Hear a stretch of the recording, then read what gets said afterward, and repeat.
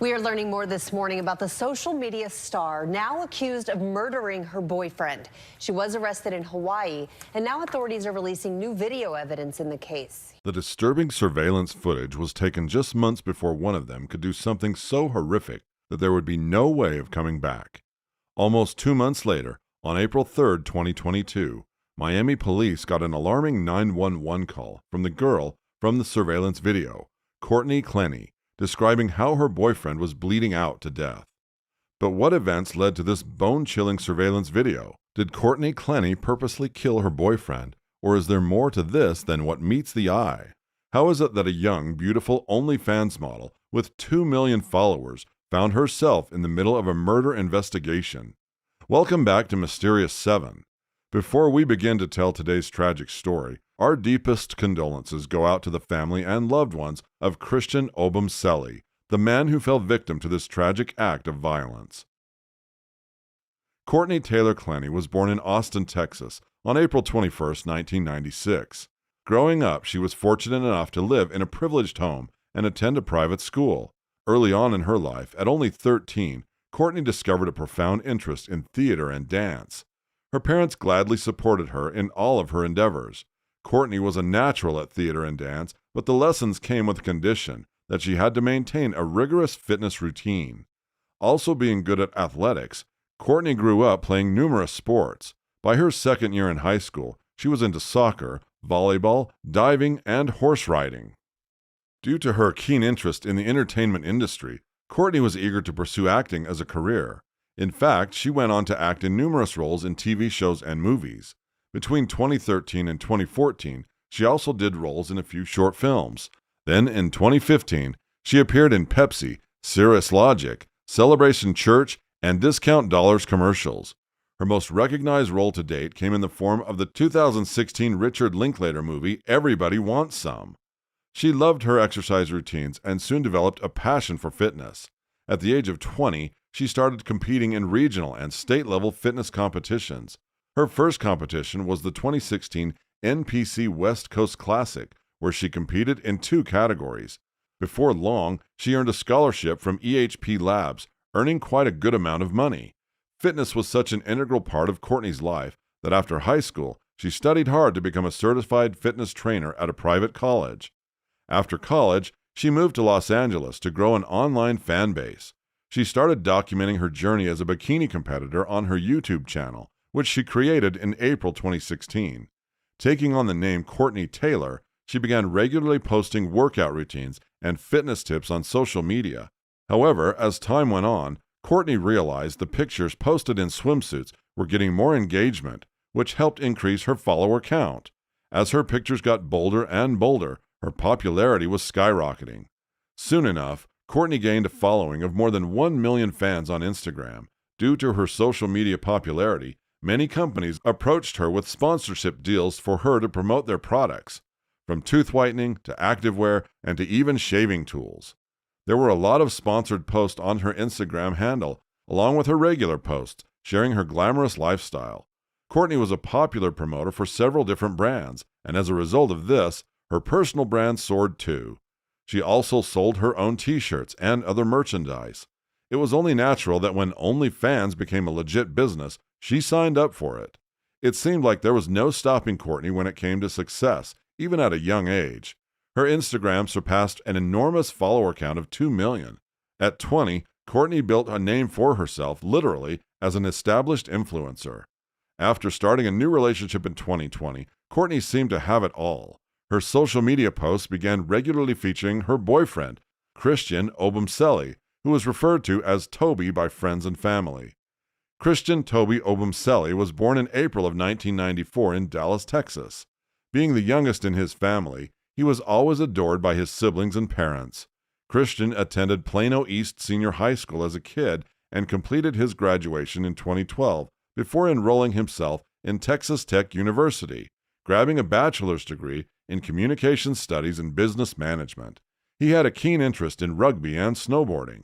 Despite his fun-loving and adventurous nature, Christian had big plans for his life, as he put serious effort towards achieving those goals. After college, he went on to start his own consultancy firm, under the head of Wiseman and Peachtree LLC and made a good living as a cryptocurrency trader. Christian was known as a compassionate person who put a smile on everyone's face whom he met. Although the exact time when they began dating is not known, Courtney and Christian were known to have been in a relationship and shared their first picture together in 2021. After that, there was no shortage of lovey-dovey pictures on both of their social media feeds. Pretty soon, the couple moved in together at a luxury penthouse apartment in Miami, Florida. Combining their income, they were comfortably living a lavish lifestyle, dining in luxury restaurants, driving luxury cars, wearing designer outfits, and going on expensive trips, always sharing snippets of their glamorous lifestyle with their online fans. From the outside, it seemed like a match made in heaven, a golden couple who had it all: looks, luxury, and love. As it turned out, however, behind closed doors, their relationship was not as perfect as it was presented to be online. In fact, whenever Courtney and Christian went out in public, their friends felt something was not right between them. They often made a scene by fighting, yelling, and hitting. However, according to their close friends, it was Courtney who was always the primary aggressor, as they always witnessed Courtney hitting Christian, but they never saw him laying hands on her. Instead, Christian tried to de-escalate the arguments. Christian always assured his friends that this behavior was merely a result of her alcoholism, but she was, indeed, a good person. Courtney, despite following her heavy workout regime, seemed to take a liking to alcohol. Most nights, she went out clubbing and partied till late night or early morning. It wasn't long before she was a familiar face in the nightclubs around Miami, Florida. Sure, Courtney was having fun living this lifestyle without having to worry about money, yet it did not come without a price. She received 2 DUIs, and the second one sent her to jail for 3 days. Drinking was a problem that was not only affecting her life, but her partner's life too. When under the influence of alcohol, Courtney became violent and unpredictable. Courtney yelled, cursed, and hit Christian in an intoxicated state, which was now becoming a daily routine for her as much as her workout routine was. She became so controlling that she often accused her boyfriend of seeing other women as she dragged him out of clubs, diners, and social events. She even confessed in the We in Miami podcast that she was toxic in a relationship and did not like when someone told her what to do. You know you're toxic. Yeah, like in my life, I don't like anybody to tell me what to do. Yeah, so you only want him to tell you what to do in the bedroom. Other than that, you don't want him to tell you anything. Right. No, that's exactly it, yes. So that sounds like you're a control freak with your relationships. As their altercations became more and more frequent, neighbors grew concerned. Police were called in many instances to intervene in domestic disputes between Christian and Courtney. On some such occasions, the couple denied any altercations between them, while in other situations, the police were forced to physically separate the two of them. On one such occasion, police documented that they saw bruises on Courtney's arms and legs. Another time, neighbors complained that they saw Courtney pushing Christian in the elevator lobby. It can be understood how hazardous the situation was becoming from the simple fact that in the couple's first 3 months in the apartment, police were called 13 times. The situation had deteriorated so badly that staff were in the process of evicting them from their luxury apartment. However, even after so many altercations between them, just like in most classic toxic relationships, they found themselves in each other's arms once again. Often after particularly bad fights, Courtney would bring expensive gifts for Christian to apologize. As this went on, they became an on-again, off-again couple, breaking up and reconciling week after week. The fighting never ceased between them. Courtney blamed him for using her money and getting addicted to the lifestyle she was paying him. In a surveillance video from an elevator in February 2022, Courtney could be seen continuously hitting Christian while he is trying to defend himself. He never hits her back.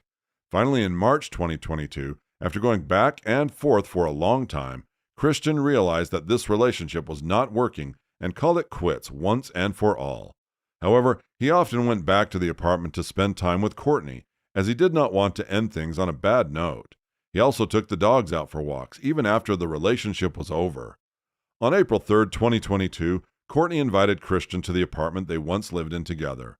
Around 1:15 p.m., he took the dogs out for a walk and then picked up some lunch for Courtney and himself.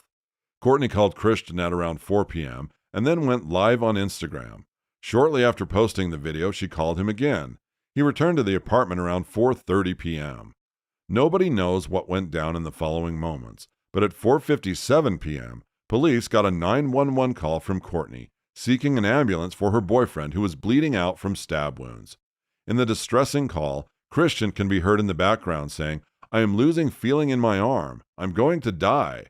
To which Courtney replied, "I'm so sorry, baby," before disconnecting the call. On that 911 call, Christian can be heard in the background repeatedly saying that he was dying. Defendant Clenney is also heard saying, "I'm so sorry, baby." First responders were dispatched immediately. Upon reaching Walks, they discovered a gruesome scene. Christian was laying on the ground covered in blood and unresponsive while Courtney was sitting beside him covered in his blood. Although there was no sign of life in Christian, paramedics still took him to the hospital in a desperate attempt to save his life, but he was pronounced dead at the hospital. In the apartment, detectives began their crime scene observation after placing Courtney on the balcony. She, however, did not look traumatized or in shock. Instead, she was seen snuggling with her dogs. Later, police joined Courtney on the balcony to ask exactly how Christian got stabbed. She said, after getting back into the apartment, Christian got violent with her by yelling, screaming, and even aggressively attacking her. By her own accord, fearing for her life, Courtney claimed she then grabbed a knife from the kitchen and threw it at him from a distance. She claimed she called immediately after realizing that the knife had struck him in the chest, causing him to bleed profusely. She also added that she did not mean to kill him, but was left with no choice after Christian manually choked her.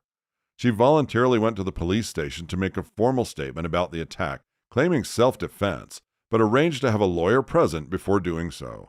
After the interrogation, Courtney was voluntarily admitted to a psychic ward due to her unstable mental condition. However, it was later revealed that she had threatened to commit suicide.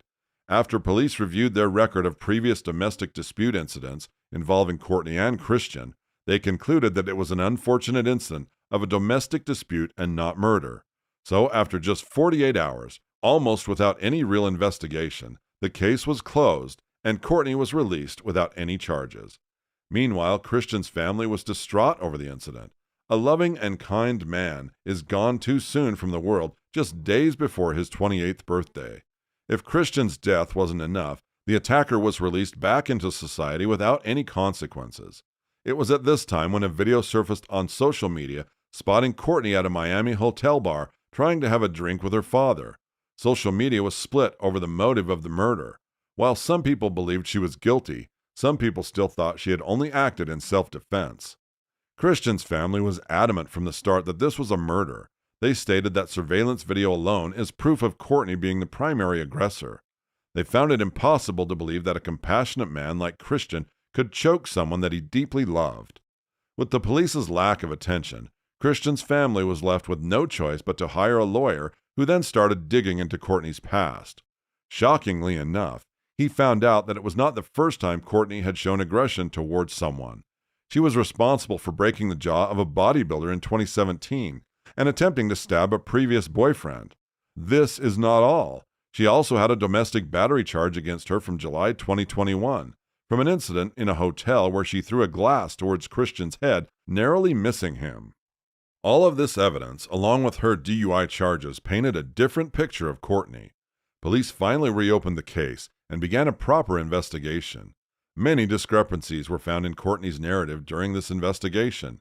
She claimed to have called 911 immediately after the stabbing, but phone records would later reveal that Courtney called her mother 2 times around the time of the stabbing before calling 911. It was more than likely her mother was on the phone when the stabbing happened. Courtney sought help approximately 13 minutes after the stabbing, wasting precious moments which could have saved his life. She also claimed that she threw the knife at him instead of directly stabbing him, but a medical examiner stated that a knife thrown from a distance could not have resulted in a wound similar to what Christian suffered. Rather, it was a wound that was caused by a close-range attack piercing a major artery, which ultimately caused his death.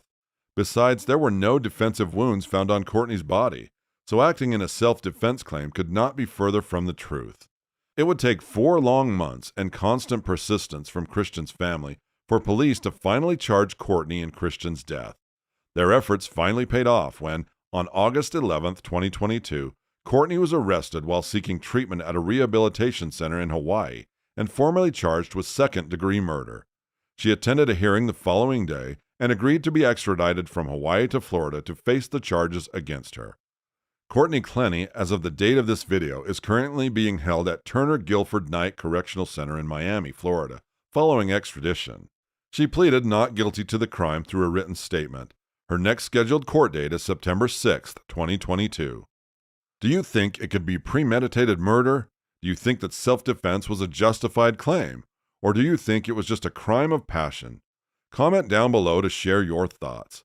Thank you for joining us in today's story. Don't forget to like, share, and subscribe for more episodes like this.